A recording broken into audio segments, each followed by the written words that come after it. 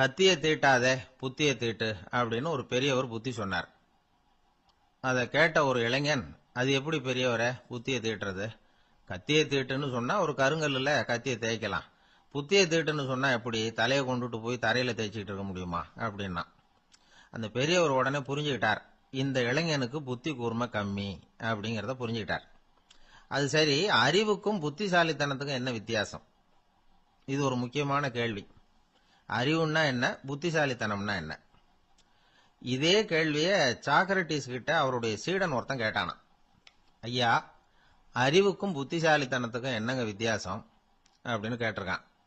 Socrates நிமிர்ந்து பார்த்திருக்கிறார் அந்த சீடனை. அதுக்கப்புறம் சொன்னாராம், நான் சொல்றேன் உன்னுடைய கேள்விக்கு பதில், ஆனா அதுக்கு முன்னாடி நீ ஒரு காரியம் பண்ணணும்னாராம். என்னங்க செய்யணும் சொல்லுங்கன்னு இருக்கான். அதோ பாரு, ஒரு பெரியவர் உட்கார்ந்துருக்கிறாரு, அவர்கிட்ட போ, இங்க இருந்து பக்கத்துல இருக்கிற அந்த கிராமத்துக்கு போய் சேர எவ்வளவு நேரம் ஆகும் அப்படின்னு கேட்டுட்டு வா அப்படி சொன்னார் சாக்ரட்டிஸ். சரின்னு சொல்லிவிட்டு இவன் போனான். அந்த பெரியவர் முன்னாடி போய் நின்னான். ஏங்க பெரியவரை, இங்க இருந்து அதோ தெரியுத அந்த கிராமத்துக்கு போய் சேர்றதுக்கு எவ்வளவு நேரம் ஆகும் அப்படின்னு கேட்டான். பெரியவர் நிமிர்ந்து பார்த்தார், ஆனா பதில் எதுவும் சொல்லல. இவன் மறுபடியும் ஒரு தடவை அதே கேள்வி அவர்கிட்ட கேட்டான். என்னங்க, நான் கேட்கறது உங்க காதுல விழுதா? அந்த கிராமத்துக்கு போய் சேர்றதுக்கு எவ்வளவு நேரம் ஆகும் அப்படின்னு சொல்லி மறுபடியும் கேட்டான். அப்பவும் அவர் பதில் சொல்லல. உடனே அவன் மனசுக்குள்ள முடிவு பண்ணிக்கிட்டான், சரி பெரியவர் ஒரு மாதிரியா தெரிகிறார், புத்தி சுவாதீனம் சரியில்லாத ஒரு மாதிரி தெரியுது அப்படின்னு நினைச்சுக்கிட்டே வந்த வழியிலேயே திரும்பி வந்துட்டான். கொஞ்ச தூரம் நடந்திருப்பான். இப்ப அந்த பெரியவர் மறுபடியும் கூப்பிட்டார், இளைஞனே இப்படி வாழ்னார். இவனுக்கு ஒன்னும் புரியல. மறுபடியும் திரும்பி நடந்தான். அவர் முன்னாடி போய் நின்னான். பெரியவர் சொன்னார், தம்பி, இங்க இருந்து அந்த கிராமத்துக்கு போய் சேர்றதுக்கு 5 நிமிஷம் ஆகும் அப்படின்னார். இப்போ அந்த இளைஞன் அந்த முதியவரை ஒரு மாதிரியா பார்க்க ஆரம்பிச்சான். அதுக்கப்புறம் கொஞ்சம் யோசிச்சான். பிறகு அவர்கிட்டே கேட்டுட்டான், ஏங்க பெரியவரை, இதே பதில அப்பவே என்கிட்ட சொல்லி இருக்கலாமே, என்ன திரும்பி போன்னு சொல்லிவிட்டு பாதி தூரம் போனதுக்கு அப்புறம் மறுபடியும் கூப்பிட்டு அதுக்கப்புறம் இப்படி சொல்றீங்களே, இது நியாயமா அப்படின்னா. பெரியவர் சிரிச்சார்.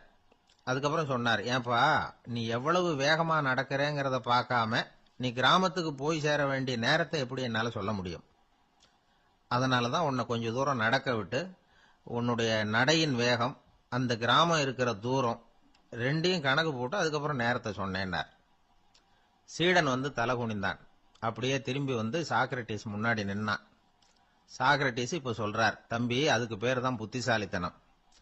இந்த அறிவு கூர்மை வந்து எல்லா இளைஞர்களுக்கும் வரணும் அப்படிங்கறதுக்காகத்தான் கத்தியை தீட்டாத புத்தியை தீட்டு அப்படின்னு பெரியவங்க எல்லாம் சொல்லிட்டு இருக்கிறாங்க. புத்தியை தீட்டுறவங்க எல்லாம் வாழ்க்கையில அறிவாளியாராங்க, தீட்டாதவங்க கோமாளியாராங்க. இதுதான் இன்னைக்கு நடக்கிறது. அதனால அறிவு கூர்மைங்கிறது வேற. இந்த காலத்து ஆசாமி ஒருத்தர் இன்னொருத்தரை பார்த்து கேட்டார், ஏங்க, ஒரு விமானம் இங்கே இருந்து புறப்பட்டு 2 மணி நேரத்துல மதுரைக்கு போய் சேருது. நல்லா கவனிங்க, ஒரு விமானம் இங்க இருந்து புறப்பட்டு 2 மணி நேரத்துல மதுரைக்கு போய் சேருது அப்படின்னா என்னோட வயசு என்னன்னு கேட்டார். இவர் கேட்கறதுல ஏதாவது அர்த்தம் இருக்கா? அதாவது இங்க இருந்து புறப்பட்டு 2 மணி நேரம் ஆகுது மதுரைக்கு போறதுக்கு, அப்படின்னா என் வயசு என்னன்னு கேட்கிறார. இத கேட்ட உடனே அவர் பதில் சொன்னார், அப்படின்னா உங்களோட வயசு 20 அப்படின்னார். எப்படிங்க அவ்வளவு கரெக்டா சொன்னீங்க அப்படின்னு கேட்டார். வேற ஒண்ணும் இல்ல, எங்க பக்கத்து வீட்டுல ஒரு முழு பைத்தியம் இருக்கு, அதோட வயசு 40, அப்படின்னா உன் வயசு 20 தான் இருக்கணும் அப்படின்னார். அரை பைத்தியம்னு முடிவு பண்ணிக்கிட்டார். அதனால வாழ்க்கையில அறிவு கூர்மைங்கிறது ரொம்ப அவசியம். அந்த புத்திசாலித்தனம் இருக்கிறவங்க வாழ்க்கையில வெற்றி பெறுவது நிச்சயம். சாலை ஓரமா அழுதுகிட்டு உட்காந்துருந்தான். பிச்சை எடுத்து சாப்பிடுற ஒருத்தன் அந்த பக்கமா வந்தான். இவனை பார்த்தான். ஏன் அழுதுகிட்டு உட்காந்துருக்கிற, என்னாச்சு உனக்கு அப்படின்னு கேட்டான். அதுக்கு இவன் சொன்னா, என்கிட்ட ஒண்ணுமே இல்லை, நான் இந்த உலகத்துல இருந்து என்ன பிரயோஜனம், அதனாலதான் அழுதுகிட்டு இருக்கிறேன் அப்படின்னா. உன்கிட்ட மறைஞ்சிருக்கிற புதையல் என் கண்ணுக்கு நல்லா தெரியுது, அது உனக்கு புரியல, அதனாலதான் அழுதுகிட்டு இருக்கிற அப்படின்னா. என்னது, புதையல் இருக்குதா, உன் கண்ணுக்கு தெரியுதா அப்படின்னு கேட்டான். ஆமா, எனக்கு தெரியுது, அந்த புதையலை நீ விற்கிறதுக்கு தயாரா இருக்கிறியா அப்படின்னு கேட்டான் இவன். இதை கேட்டதும் அந்த இளைஞனுக்கு ரொம்ப ஆச்சரியமா போச்சு. என்னது இப்படி கேட்கறானே அப்படின்னு. என்கிட்ட ஒரு காசு கூட இல்லையே, அப்படி இருக்கிறப்போ புதையல் எங்க இருந்து வந்தது அப்படின்னா. இந்த நேரத்துல அந்த பிச்சைக்காரன் சிரிச்சான். இப்படிதான் இந்த உலகத்துல எல்லாரும் சொல்லிட்டு இருக்கிறாங்க, என்கிட்ட ஒண்ணுமே இல்லை ஒண்ணுமே இல்லைன்னு சொல்லி. ஆனா அவங்க கிட்ட தான் புதையல் இருக்கு. நீ வேணும்னா என் கூட வா, நம்ம நாட்டு அரசர்கிட்ட போவோம், உன்கிட்ட இருக்கிற புதையலை அவர் நல்ல விலைக்கு எடுத்துக்குவார் அப்படின்னா. அது எப்படி உனக்கு தெரியும்னா, இதுக்கு முன்னாடியும் இது மாதிரி பல பேரை நான் ராஜா கிட்ட அழைச்சிட்டு போயிருக்கிறேன். அதனாலதான் உன்னை பார்த்தேன், உன்னையும் கூப்பிடுறேன். நீ சரின்னு சொன்னா உன்னை அழைச்சிட்டு போறேன், உங்ககிட்ட இருக்கிற புதையலை அவர் நல்ல விலை கொடுத்து எடுத்துக்குவார் அப்படின்னு சொன்னான். இவன் இப்படி சொல்றதும் அந்த இளைஞனுக்கு ஒண்ணுமே புரியல. இது என்னது இந்த ஆள் இப்படி சொல்லிட்டு இருக்கிறான், நம்மகிட்ட என்ன இருக்குது, அதுவும் இல்லாம இவனே பிச்சை எடுத்து சாப்பிட்டுக்கிட்டு இருக்கிறான், இவன் போய் நம்மள ராஜா கிட்ட அழைச்சிட்டு போறதா போறேங்கிறானே என்ன அப்படின்னு சொல்லி அவன் யோசனை பண்ணான். என்ன யோசிக்கிற, உனக்கு பணம் வேணும்னா என்னோட வா அப்படின்னா. இளைஞன் ஒரு முடிவுக்கு வந்தான். சரி, இங்கேயே உட்காந்துக்கிட்டு இருக்கிறத விட அங்கேயாவது போய் பார்ப்போமே, இங்க அழுதுட்டு உட்காந்து இருக்கிறதுல என்ன பிரயோஜனம், ஏதோ கூப்பிடுறான் போய் பார்த்துட்டு வருவோமே அப்படின்னு சொல்லி அவன் கூட புறப்பட்டான். பிச்சைக்காரன் முன்னாடி போயிட்டே இருக்கிறான், இந்த இளைஞன் பின்னாடி நடந்து போயிட்டு இருக்கான். ரெண்டு பேரும் அரண்மனையை நோக்கி போறாங்க. பாதி வழி போயிருப்பாங்க. வழியில அந்த பிச்சைக்காரன் சொன்னான், இத பாரு, முன்னாடியே சில விஷயங்களை நாம பேசிக்க வேண்டியிருக்கு, சரியா தெளிவா முடிவு எடுத்துக்கிட்டு அதுக்கப்புறம் ராஜா கிட்ட போகணும். ஏன்னா அங்க போய் அது முடியாது இது முடியாதுன்னு நாம நமக்குள்ள சண்டை போட்டுக்கிட்டு இருக்க முடியாது. ராஜாவுக்கு விலையை பத்தி கவலையே இல்லை, எவ்வளவு சொன்னாலும் நமக்கு பணம் கிடைச்சிரும். ஆனா அதுக்கப்புறம் நான் இதை விற்கிறதுக்கு தயாரா இல்லைன்னு சொல்லிடக்கூடாது. அதனால புதையல விற்கிறதா இல்லையாங்கிறத இங்கேயே தெளிவா முடிவு செஞ்சுக்கணும், இல்லைன்னா ராஜா கிட்ட போய் அங்க போய் குழப்பிட்டு இருக்க முடியாது அப்படின்னு சொன்னான். இளைஞனுக்கு ஒண்ணுமே புரியல. என்ன சொல்ற நீ, என்கிட்டயா புதையலா, எங்க இருக்குது அப்படின்னு சொல்லி குழம்பி போனான். இப்போ அந்த பிச்சைக்காரன் சொன்னான், இத பாரு, இப்போ உதாரணத்துக்கு உன்னுடைய கண்களை எடுத்துக்கோ, அதுக்கு நீ என்ன விலை கேட்டுற போற, நான் அதுக்கு ராஜா கிட்ட இருந்து ஒரு 50,000 ரூபா வாங்கி தர முடியும். உன்னுடைய இருதயத்தை கொடுக்குறியா, 20 லட்சம் ரூபா வாங்கி தரேன். மூளைய கொடுக்குறியா, 30 லட்சம் வாங்கி தரேன். என்ன சொல்ற அப்படின்னு சொல்லி இந்த பிச்சைக்காரன் பேசிக்கிட்டே போறான். இளைஞனுக்கு கோபம் வந்துட்டுது. என்ன உளர்ற, உனக்கு என்ன பைத்தியமா, கண்ணையும் மூளையையும் இருதயத்தையுமா விற்பாங்க, என்ன விலை கொடுத்தாலும் அதையெல்லாம் நான் விற்கிறதுக்கு தயாரா இல்லை, நான் விற்க மாட்டேன், அதை கொடுத்துட்டு நான் என்ன பண்றது, இப்படி நான் மட்டும் இல்லை யாருமே இதை விற்கிறதுக்கு தயாரா இருக்க மாட்டாங்க அப்படின்னு சொன்னான் அந்த இளைஞன். இவன் இப்படி சொன்னதும் அந்த பிச்சைக்காரன் வாய் விட்டு சிரிக்க ஆரம்பிச்சுட்டான். இப்போ பைத்தியமானது நானா நீயா, லட்சக்கணக்கான கோடிக்கணக்கான ரூபாய் பொறுமானம் உள்ள பொருள்களை உங்ககிட்டயே வச்சுக்கிட்டு விற்க முடியாதுன்னு சொல்ற நீ தான் ஏழை, என்கிட்ட ஒண்ணுமே இல்லைன்னு மரத்தடியில் உட்காந்து அழுதுட்டு இருக்கிறியே அப்படின்னு சொன்னான். இன்னைக்கு பாத்தீங்கன்னா பல பேர் தன்கிட்ட புதைஞ்சிருக்கிற ஆற்றலை புரிஞ்சிக்க முடியாம அவதிப்பட்டு இருக்கிறாங்க. நம்ம கிட்ட என்ன இருக்குங்கிறது அவங்களுக்கு தெரியறது இல்ல, அதனாலதான் என்கிட்ட ஒண்ணுமே இல்லைன்னு சொல்லி அழுதுகிட்டு இருக்கிறாங்க. இத விளங்க வைக்கிறதுக்கு பெரியவங்க சொல்ற கதை இது. நம்ம கிட்ட இருக்கிற புதையலை நாம தான் தோண்டி எடுக்கணும். உண்மையான புதையல்ங்கிறது உள்ளே இருக்கு, ஆனா அதை வெளியில தேடுற ஆசாமிகள் தான் அதிகம். சராசரி மனித இயல்பு அப்படி. நம்ம கிட்ட விலை மதிக்க முடியாத பகுத்தறிவு இருக்கு, அதை வச்சுக்கிட்டு வாழ்க்கையில முன்னேறதுக்கு முயற்சி பண்ணணும். என்கிட்ட ஒண்ணுமே இல்லைன்னு நினைச்சு ஓரமா உட்காந்துடக்கூடாது. முயற்சி செஞ்சா முடியாத காரியம் எதுவுமே இல்லை. ஒரு ரயில்வே ஸ்டேஷன் பக்கம் வெளியில ஒரு டாக்ஸி நின்றுட்டு இருந்தது. அந்த பக்கமா வந்த ஒருத்தர் டாக்ஸி டிரைவரை பார்த்து சொன்னார், ஐயா, உங்க வண்டியில பின் சீட்ல ஒரு மணி பர்ஸ் கிடக்கு, யாரோ மறந்து விட்டுட்டு போயிருக்கிறாங்க அப்படின்னாரு. இல்ல இல்ல, அது காலி பர்ஸ் தான், நான் தான் அதை அங்க போட்டு வச்சிருக்கிறேன் டிரைவர். ஏன்னு கேட்டார் அவரு. இதுக்கு டிரைவர் சொன்னாரு, அதை பாக்குற யாராவது அதை எடுத்துக்கலாம்ங்கிற ஆசையிலேயாவது சவாரிக்கு வருவாங்க, அதுக்காக தான் போட்டு வச்சிருக்கிறேன் அப்படின்னார். ஒரு நண்பர் அவசர அவசரமா என்கிட்ட ஓடி வந்தார். அப்புறம் சொன்னார், என்னால நம்பவே முடியல சார், என் பையனா இப்படி அப்படின்னு சொல்லி ஆச்சரியப்பட்டார். உங்க பையன் அப்படி என்னதான் செஞ்சுட்டான்னு கேட்டேன். என்னால முடியாத ஒரு காரியத்தை அவன் சுலபமா செஞ்சுட்டான் சார் அப்படின்னார். அது என்ன, உங்களால முடியாத காரியத்தை அவன் செஞ்சுட்டாங்கிறீங்க, அது என்ன காரியம்னு தான் சொல்லுங்களேன். என்ன, 5ஆம் வகுப்புல அவன் ஒரே தடவையில பாஸ் ஆயிட்டான் சார். அதாவது ஒரே அட்டம்ப்ட்ல பாஸ் ஆயிருக்கிறான் அப்படின்னார். மூச்சு வாங்க. கஷ்டப்பட்டு பரீட்சை எழுதினவன் அவன், இவருக்கு மூச்சு வாங்குது. நம்மால செய்ய முடியாத ஒரு காரியத்தை இன்னொருத்தர் செய்யும் போது அது நமக்கு ஆச்சரியமா தெரியுது. இப்ப சர்க்கஸ் பாக்குறோம், அங்க ஒருத்தர் அந்தரத்துல தொங்குறார். அதை பாக்குறப்போ அது நமக்கு ஆச்சரியமா தெரியுது. ஏன்னா அது மாதிரி அந்தரத்துல தொங்குறதுங்கிறது நம்மால முடியாத காரியம். நம்மால முடியாத ஒண்ண அடுத்த ஒருத்தர் ரொம்ப சுலபமா செய்யறப்போ நாம மருள்வது இயற்கை. இதைத்தான் தொல்காப்பியம் மருட்கை அப்படின்னு சொல்லுது. இந்த வியப்பு இருக்குதே, இது 4 வகையில ஏற்படுதான். அதையும் தொல்காப்பியம் தான் சொல்லுது. அது என்ன 4 வகை அப்படின்னா, முதல் வகை எப்படின்னா புதுமையான அரிய செயல்களை செய்வது. 2வது வகை என்னன்னா பெரிய செயல்களை செய்யறது.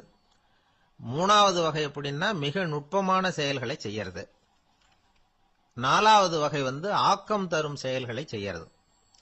புதுமை, பெருமை, சிறுமை, ஆக்கமோடு மதினம் சாலா மருட்கை 4 அப்படிங்கிறது தொல்காப்பியம். இன்னைக்கு விஞ்ஞானம் புதுசு புதுசா எதையோ கண்டுபிடிச்சுக்கிட்டு இருக்குது. அந்த கண்டுபிடிப்புகளை எல்லாம் பாக்குறப்போ ஆரம்பத்துல ஆச்சரியமா இருக்கு, அதுக்கப்புறம் நமக்கு பழகி போடுது. இப்போ வானொலி பெட்டி புதுசா வந்தப்போ அதை சுற்றி எவ்வளவு கும்பல், ஒரு பெட்டி பேசுது அப்படிங்கிறது எவ்வளவு வியப்புக்குரிய விஷயம். இப்ப யாரும் வானொலி பெட்டியை ரொம்ப ஆச்சரியத்தோட பாக்குறது இல்ல. வச்சிருந்தாதான் ஆச்சரியமா பார்ப்பாங்க சில பேர். இந்த காலத்துல எப்படி வச்சிருக்கிறாரேன்னு சொல்லி மாறா அதை அலட்சியமாவும் பார்க்க ஆரம்பிச்சுட்டாங்க. மதினம் சாலா மருட்கை அப்படின்னு ஒரு சொற்றொடர் வருது பாருங்க, அதுல கருத்தாழம் உண்டு. எதை பத்தியும் போதுமான அளவு புரிஞ்சிக்காதப்போ ஒருத்தர் ஆச்சரியப்படுறார். புரிஞ்சுகிட்டதுக்கு அப்புறம் ஆச்சரியம் மறைஞ்சு போடுது. மிக நுட்பமான செயல்களும் நம்மளை ஆச்சரியப்பட வைக்குது.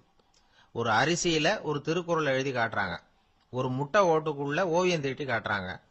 கருங்கல் சிற்பங்கள்ல எவ்வளவு நுட்பமான வேலைப்பாடுகள், அதையெல்லாம் பார்த்து ஆச்சரியப்படுறோம். இது மாதிரியே ஆக்கப்பூர்வமான செயல்களும் நம்மளை வியப்பில் ஆழ்த்தும். குப்பை கூலங்களை கூட வாழ்க்கைக்கு பயன்படுகிற பொருளா மாற்றுகிறவர்கள் இருக்கிறாங்க. அவங்களுடைய செயல் நமக்கு ஆச்சரியத்தை தருது. இடைக்காட்டு சித்தர்னு ஒருத்தர் இருந்தார். அவர் பாடிய மூவடி 30ங்கிற நூல்ல ஒரு பாட்டு வருது.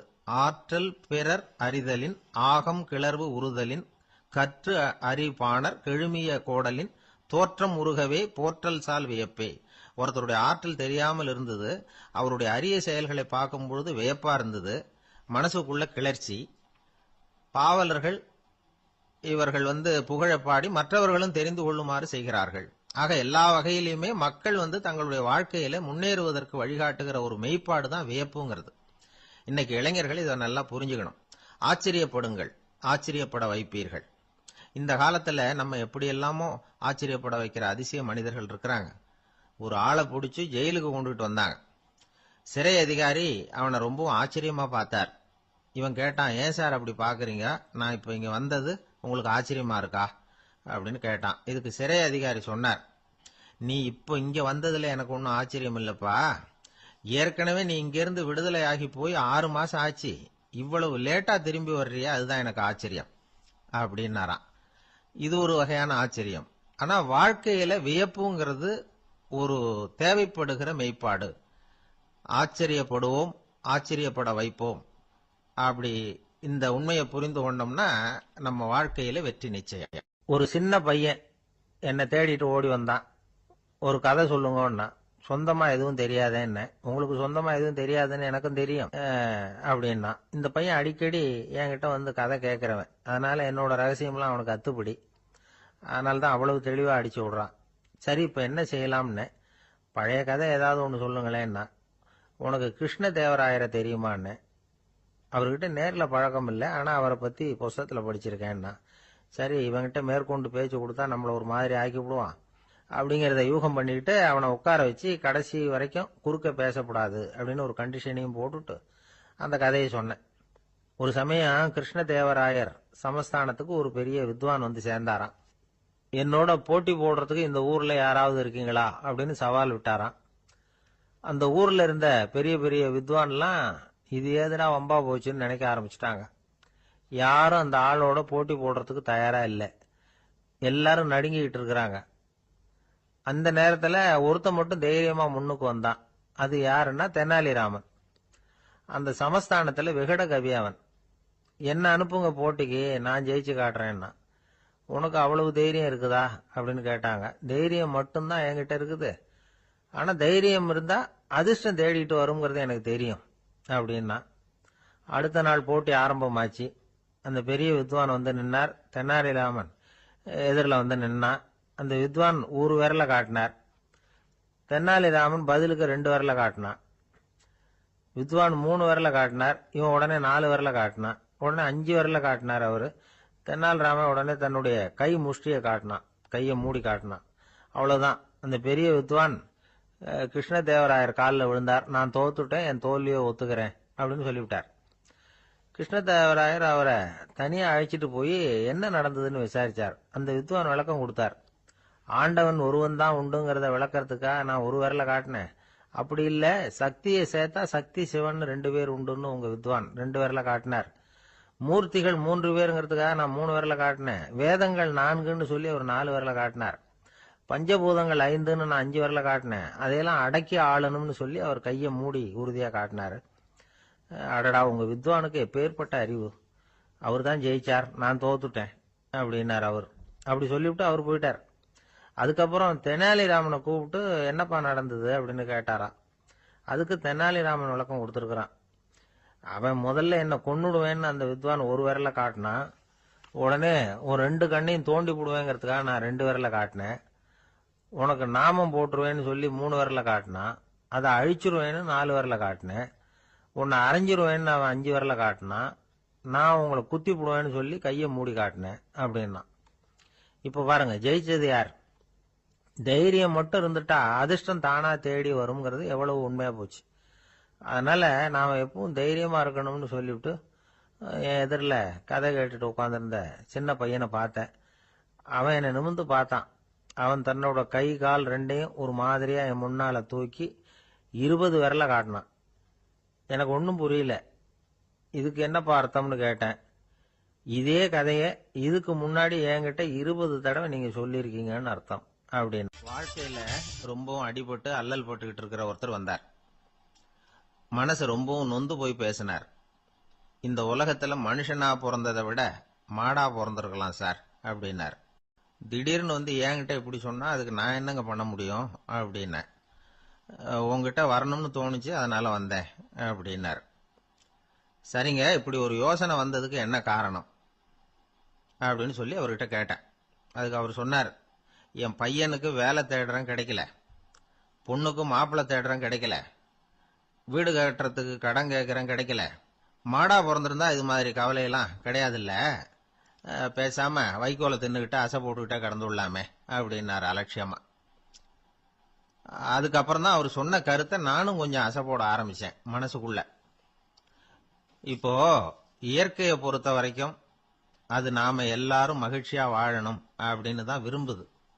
விலங்குகள், பறவைகள், தாவரங்கள், அப்புறம் மற்ற உயிரினங்கள் எல்லாமும் நல்லபடியா இருக்கணும் அப்படிங்கிறது தான் இயற்கையோட விருப்பம். அதுல ஒன்றும் சந்தேகம் இல்லை. இயற்கையோட அமைப்பை கொஞ்சம் கவனிச்சு பார்த்தா அதை நாம நல்லா புரிஞ்சுக்கலாம். இருந்தாலும் இந்த ஆள் சொன்னதை கேட்ட பிறகுதான் ஒரு முக்கியமான வேறுபாடு புரிஞ்சுது. அதாவது, இந்த உலகத்துல உள்ள முக்கியமான பிரச்சனைகள் 6. அந்த 6 பிரச்சனைகளும் ஆடு மாடுகளுக்கு கிடையாது, மரம் செடி கொடிகளுக்கு கிடையாது. ஆனா மனுஷன் அந்த 6 பிரச்சனைகளையும் சந்திக்க வேண்டியிருக்கு.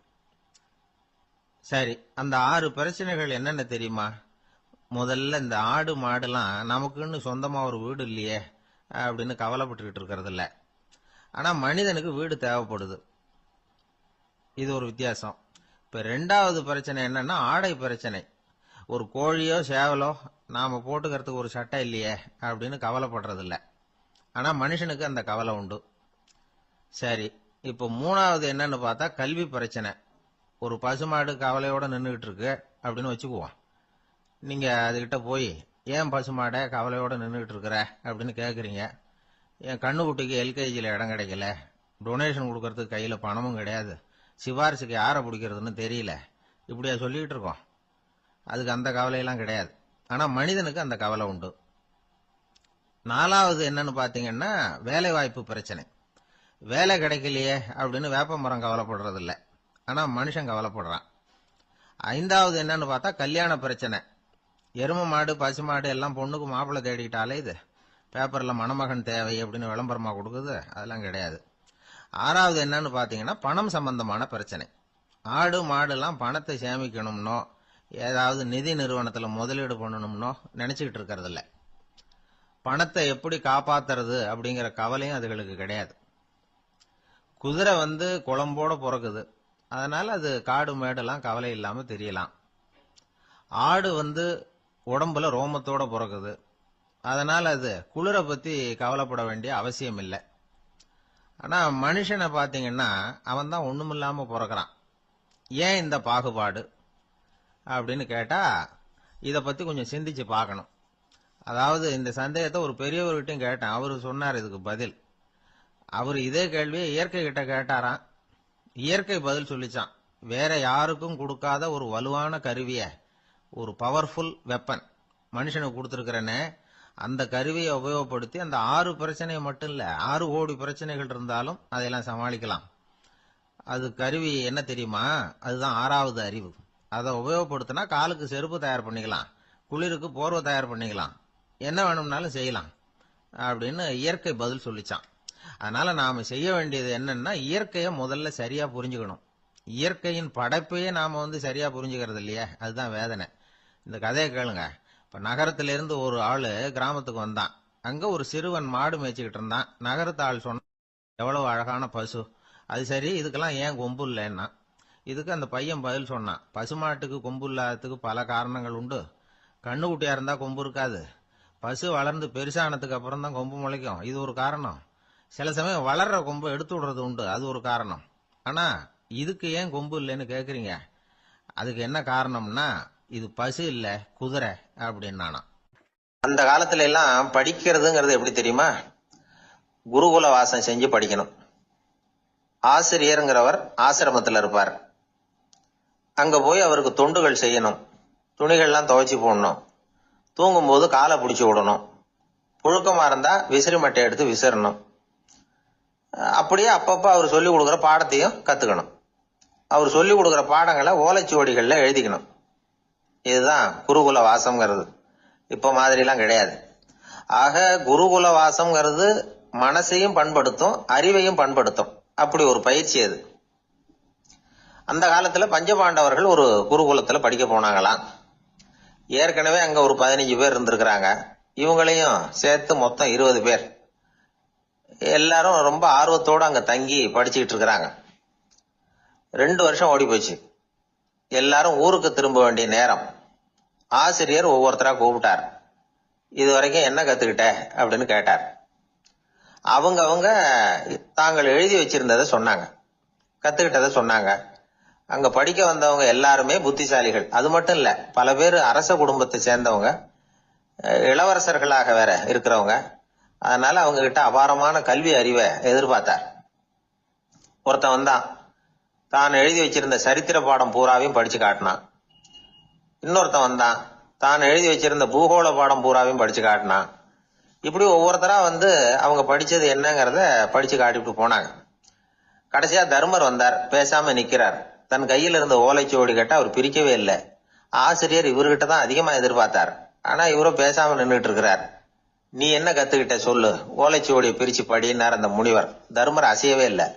மெதுவா சொன்னார், ஐயா நான் கத்துக்கிட்டது ஒன்னே ஒண்ணுதான், அதுதான் வாழ்க்கையில எனக்கு ரொம்ப முக்கியமான பாடமா அமையும் அப்படின்னார். என்னது, என்கிட்ட 2 வருஷ காலமா படிச்சு விட்டு கடைசியில கத்துக்கிட்டது ஒன்னே ஒண்ணுதானா அப்படின்னார் முனிவர். அவருக்கு ஒன்னும் புரியல. மற்ற மாணவர்களை விட இவர் பண்புகள்ல உயர்ந்தவர், அறிவுல சிறந்தவர், வயசுல முதிர்ந்தவர். இவரே இப்படி சொன்னா மத்தவங்க நிலைமை என்னத்துக்கு ஆறுது? அவங்க ரொம்பவும் கெட்டு போயிடுவாங்களே அப்படின்னு அவர் யோசனை பண்ணார். தர்மா, நல்லா யோசனை பண்ணி பதில் சொல்லு. 2 வருஷமா நீ கத்துக்கிட்டது என்ன அப்படின்னு தானே நான் கேக்குறேன், அத கொஞ்சம் யோசனை பண்ணி சொல்லுன்னார் முனிவர் கொஞ்சம் கோபமா. தர்மர் முகத்துல எந்த மாறுதலுமே இல்ல. இல்லையா, 2 வருஷமா நான் கத்துக்கிட்ட முக்கியமான பாடம் ஒன்னே ஒண்ணுதான்னார். இப்போ அந்த முனிவருக்கு கோபம் அதிகமா வந்துடுச்சு. ஏன்பா உனக்கு வெக்கமா இல்லையா? உன்னை விட வயசுல குறைஞ்சவங்க எவ்வளவு பாடம் கத்துக்கிட்டு இருக்கிறாங்க, எவ்வளவு விரிவா அவங்க படிச்சு காட்டினாங்க. நீயும் கூட நிறைய குறிச்சு வச்சிருக்கிற போல இருக்க, அதை ஏன் பிரிச்சு படிக்க கூடாது அப்படின்னார். ஐயா நான் சொல்றது உங்களுக்கு ஏமாற்றமா இருந்தா என்ன மன்னிக்கணும். நான் ரொம்ப முக்கியமா கத்துக்கிட்டு இருக்கிறது ஒன்னே ஒண்ணுதான், மத்த எதையும் சொல்றதுக்கு விரும்பலன்னார். மாணவர்கள்லாம் சிரிச்சுட்டாங்க. முனிவருக்கு கோபம் அளவுக்கு மீறி வந்துட்டு ஓங்கி அரைஞ்சு விட்டார் தருமரை அவர் கன்னத்துல. தருமர் கண்ணை செவந்து போட்டுது, கண்கள் கலங்கி போச்சு. ஆனாலும் அவர் அமைதியை இழக்கல, தலை குனிஞ்சு நிக்கிறார். இவருடைய புடிவாதம் முனிவருக்கு இன்னும் ஆத்திரத்தை உண்டாக்கி விட்டது. இன்னொரு கண்ணத்திலே அரைஞ்சார். எல்லாரும் பயந்து போய் அமைதியா நின்றுட்டு இருக்கிறாங்க. முனிவர் கத்துறார், அப்படி நீ கத்துக்கிட்ட அந்த முக்கியமான பாடம் தான் என்ன, அதையாவது சொல்லு அப்படின்னார். ஐயா, அதை மட்டும் ஒரு ஓலைச்சுவடியில தனியா குறிச்சு வச்சிருக்கிறேன், இந்தாங்க இதை நீங்களே படிச்சு பாருங்கன்னார். தருமர் ஓலைச்சுவடியை நீட்டினார். முனிவர் அதை வாங்கி பிரிச்சார், சத்தம் போட்டு படிச்சார். என்ன எழுதியிருக்காருன்னா, எப்படிப்பட்ட சோதனை ஏற்பட்டாலும் நிதானம் இழந்து கோபத்துக்கு ஆளாக கூடாது அப்படின்னு. இதான் அந்த ஓலைச்சுவடியில அவர் எழுதி வச்சிருந்தது. அந்த ஒரு கணத்திலேயே முனிவரும் எல்லா மாணவர்களும் தர்மரை புரிஞ்சுக்கிட்டாங்களாம். அவர் கத்துக்கிட்டது ஏட்டு சுரக்கா இல்ல, வாழ்க்கையில பயன்படக்கூடிய முக்கியமான அனுபவ பாடம். முனிவர் கண்கள்ல கண்ணீர். தர்மரை அன்போட கட்டி தழுவிக்கிட்டார். அப்புறம் சொன்னார், தர்மா, என்ன மன்னிச்சுரு, நீ மாணவன் இல்ல, ஆசிரியன். நான் இதுவரைக்கும் தெரிஞ்சுக்காத அனுபவ பாடத்தை நீ இப்ப எனக்கு கத்து கொடுத்துட்ட அப்படின்னு சொன்னாராம். அதனால நிதானம் தவறக்கூடாதுங்கிறது ரொம்ப முக்கியமான ஒரு செய்தி. ஒரு ஆசிரியர் மாணவனை ஒரு கண்ணத்துல ஓங்கி அரைஞ்சுட்டார். இவன் நிதானம் தவறல, அமைதியா நின்றுகிட்டு இருந்தான். அவரு ஒரு தடவை அரைஞ்சதும் எப்படி உன்னால நிதானம் தவறாம இருக்க முடிஞ்சுது அப்படின்னு கேட்டாங்க நண்பர்கள். அவன் சொன்னான், நான் நிதானம் தவறி இருந்தா எங்க வாத்தியார் இன்னொரு கண்ணத்திலயும் அரைஞ்சிருப்பார், அது அதை விட பலமா இருக்கும், அதனாலதான் நான் அப்படி இருந்தேன் அப்படின்னு நானா. ஆக நாம தெரிந்து கொள்ள வேண்டியது, வாழ்க்கையில நிதானம் தவறாமல் இருக்க வேண்டும். அதுதான் வெற்றியின் ரகசியம். ஒரு பெரிய காடு, அந்த காட்டுக்கு மத்தியில ஒரு ஆசிரமம். அங்க ஒரு முனிவர் இருந்தார். பல இடங்கள்ல இருந்து வர்ற குழந்தைகளுக்கு அவர் பாடம் சொல்லி கொடுத்துக்கிட்டு இருக்கிறார். ஏழை பணக்காரர் அப்படிங்கிற வித்தியாசம்லாம் கிடையாதுங்க. எல்லாரும் அவர்கிட்ட தங்கள் பிள்ளைகளை அனுப்பி வச்சாங்க. மன்னர்களுடைய பிள்ளைங்க கூட அங்க அவர்கிட்ட தான் படிக்கிறதுக்கு வருவாங்க. ஆனா அந்த முனிவரை பொறுத்த வரைக்கும் எல்லா பிள்ளைங்களும் ஒண்ணுதான். இது யார் வீட்டு பிள்ளைன்னு எல்லாம் பார்க்க மாட்டார், எல்லாரும் சமம். மாணவர்கள்லாம் அங்கேயே மாச கணக்குல வருஷ கணக்குல தங்கி இருந்து பாடம் கத்துக்கிட்டு போறது வழக்கம். அவரா பார்த்து போன்னு சொல்ற வரைக்கும் அங்கேயே இருக்கணும், படிக்கணும். குருகுல வாசம். ஒரு சமயம் ஒரு ராஜகுமாரனும் அவர்கிட்ட படிச்சுக்கிட்டு இருந்தான். அவனுக்கு ஒரு 15 வயசு இருக்கும். சில வருஷம் கழிச்சு அந்த முனிவர் தன்கிட்ட இருக்கிற மாணவர்களுக்கெல்லாம் பரீட்சை வச்சார். அவங்களுடைய அறிவு முதிர்ச்சியை கணிக்கிறதுக்காக பல சோதனைகள்லாம் வச்சார். ஒவ்வொருத்தரா பார்த்து, இனிமே நீங்க உங்க வீட்டுக்கு போகலாம் அப்படின்னு சொல்லி அனுப்பி வச்சுக்கிட்டு இருக்கிறார். எல்லாரும் போயிட்டாங்க. கடைசியா மிஞ்சி இருந்தது ஒரே ஒரு மாணவன். அவனை மட்டும் வீட்டுக்கு அனுப்பல. யார் அந்த பையன் தெரியுமா? அவன்தான் அந்த ராஜகுமாரன்.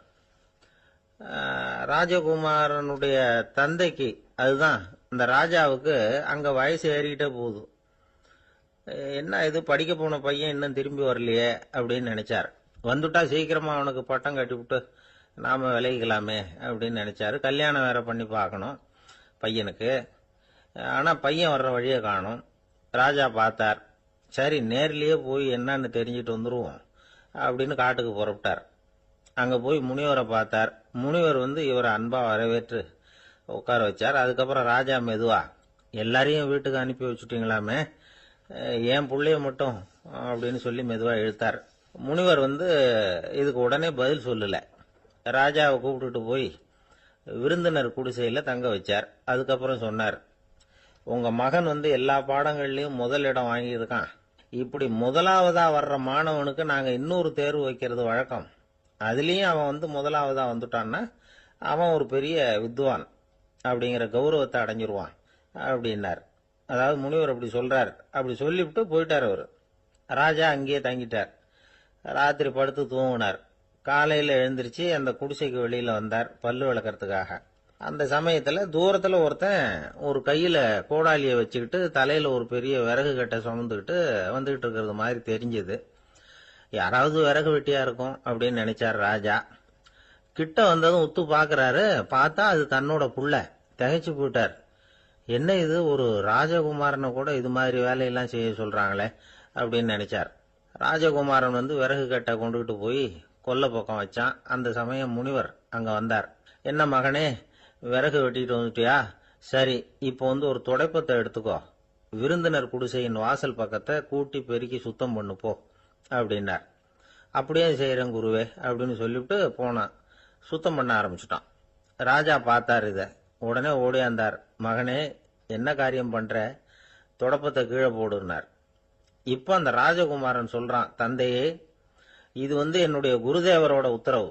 இங்க நான் ஒரு மாணவன். இங்க அரசனும் ஒண்ணுதான், ஆண்டியும் ஒண்ணுதான். குருதேவர் சொல்றத மறுக்காம செய்யறது தான் எங்க கடமை அப்படின்னா. இந்த சமயம் முனிவர் அங்க வந்தார். இவனை முதுகுல தட்டி கொடுத்தார். அப்புறம் ராஜா கிட்ட சொன்னார், அரசே, உங்க புள்ள எங்க கடைசி தேர்வுலையும் வெற்றி பெற்றுட்டான். பணிவுதான் மாணவர்களின் மிக உயர்ந்த குணம்.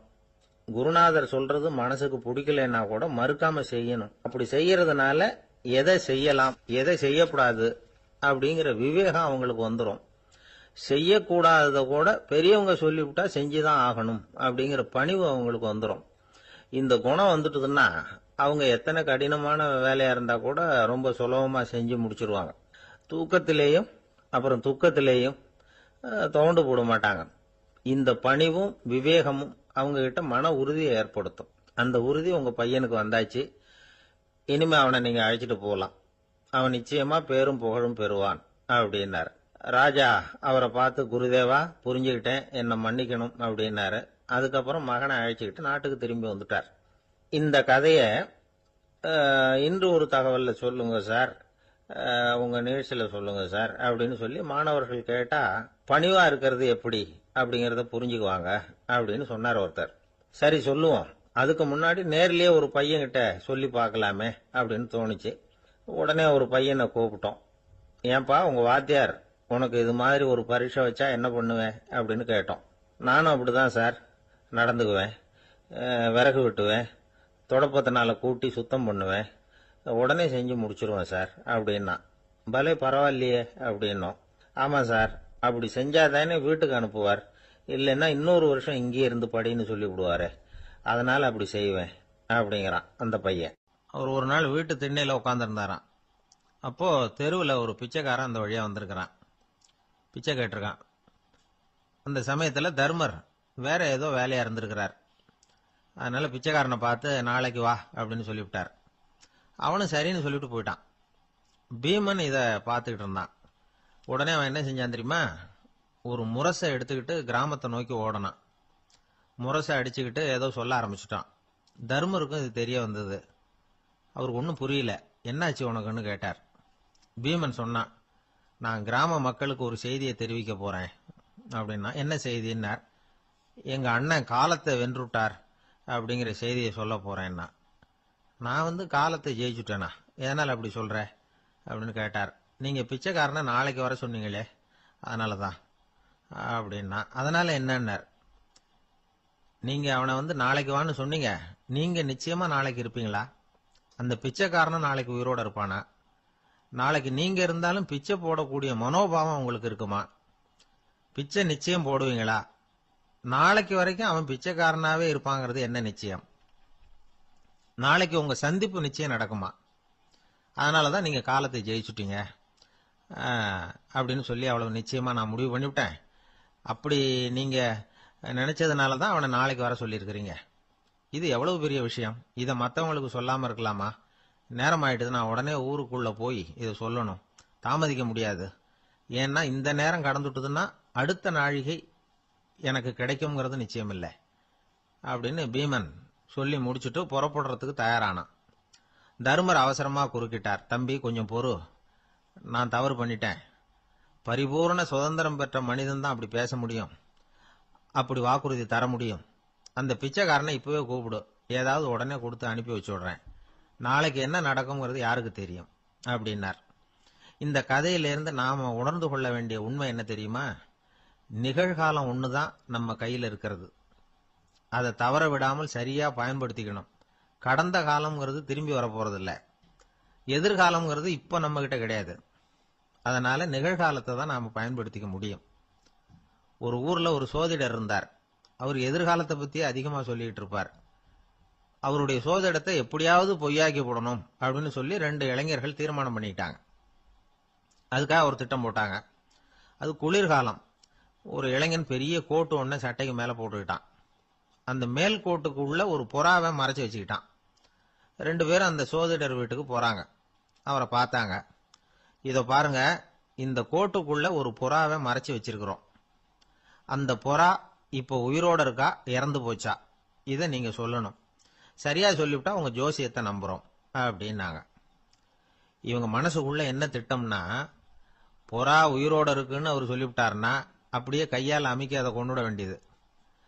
புறா உயிரோட இல்லைன்னு சொல்லிவிட்டாருன்னா அப்படியே உயிரோட எடுத்து காட்டிவிட வேண்டியது. இதுதான் அந்த இளைஞர்களோட திட்டம். அவர் என்ன பதில் சொன்னாலும் அவர் சொல்றது பொய்ன்னு நிரூபணம் பண்ணிவிடலாம்ல. இதுதான் அவங்க நம்பிக்கை. இந்த சோதிடர் எல்லா வகையிலையும் தப்பிக்க முடியாதுன்னு அவங்க நம்பினாங்க. ஆனா அந்த சோதிடர் சொன்ன பதில் இவங்களை திகைக்க வச்சுட்டுது. அவர் என்ன சொன்னார் தெரியுமா? உங்க கோட்டுக்குள்ள இருக்கிற புறா உயிரோட இருக்கா செத்து போச்சா அப்படின்னு தானே கேக்குறீங்க. அது உங்க கையில இருக்கு. அது சாகவும் இல்லை உயிரோடவும் இல்லை. அந்த பறவையின் வாழ்வும் சாவும் உங்க கையில தான் இருக்குன்னார். இவங்க தோல்வியை ஒத்துக்கிட்டாங்க. இந்த கதையை நமக்கு ஒரு உண்மையை உணர்த்துது.